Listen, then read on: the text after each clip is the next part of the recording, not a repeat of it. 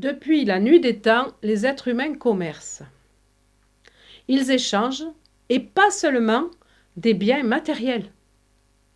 Ces échanges structurent leur vie, leurs relations, leur société. Échange de coups, échange de paroles, échange de bons procédés, échange de prisonniers, échange d'idées, échange de tweets. Nous n'échangeons pas seulement dans la sphère économique. Nous n'échangeons pas seulement des biens contre d'autres biens ou contre de l'argent. Nous échangeons notamment des signes. Et dans ces signes, particulièrement des mots, des paroles. Vous verrez cela, vous allez le voir dans votre cours sur le langage. Échanger, c'est donner et recevoir. Ça implique la réciprocité. S'il n'y a pas de réciprocité, c'est soit du vol, soit un cadeau. Quelles sont les questions habituelles, essentielles, qui se posent à partir de la notion d'échange? La première, c'est est-ce que c'est parce qu'il y avait une société, parce que les gens vivaient en société, qu'ils ont échangé? Ou est-ce qu'au contraire, c'est parce que les gens obligés d'échanger se sont trouvés, de fait, liés en relation, et donc ont construit une société, l'ont organisée. Ensuite, tous les échanges sont-ils équitables? Comment savoir s'ils sont équitables? Pour le savoir, il faut être capable de mesurer la valeur des biens échangés. Comment mesurer la valeur des biens? D'après quels critères? Autre question plus large, quel système économique permet d'assurer la justice des échanges? Mais pourquoi faut-il que les échanges soient justes? C'est parce qu'on y met de la morale.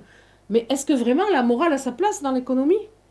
Est-ce que morale, économie, morale et commerce font vraiment bon ménage? Tous les échanges ne sont-ils pas finalement des luttes d'intérêts? Est-ce que le monde économique n'est pas un monde où règne essentiellement la violence?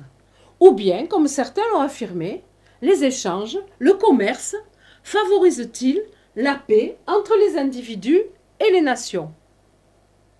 Dans le premier chapitre du cours, nous allons voir comment les échanges construisent la société, y compris dans ses relations de pouvoir et de domination. Dans le second chapitre, la question va être, est-ce que les échanges sont justes? Comment décider qu'ils sont justes? La première réponse, c'est pour décider qu'un échange est juste, il faut que les marchandises échangées aient la même valeur.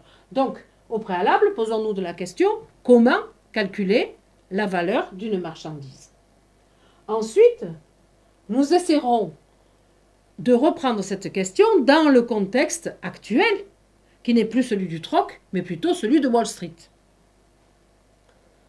Le dernier chapitre se demande s'il est possible de trouver une organisation politique, s'il est possible aux politiques de contrôler, de gérer l'économique. Et de quelle manière? Et finalement, nous finirons par une petite note d'espoir, parce que les échanges, malgré tout, garantissent pour une part la paix entre les peuples et les individus. Voici quelques sujets d'annales correspondant au chapitre sur les échanges. Vous verrez que vous retrouvez les interrogations globalement que nous venons d'évoquer. Donner pour recevoir, est-ce le principe de tout échange? Pourquoi échangeons-nous? Que gagne-t-on à échanger? Un échange peut-il être désintéressé? Peut-on tout échanger? La morale a-t-elle sa place dans les relations économiques?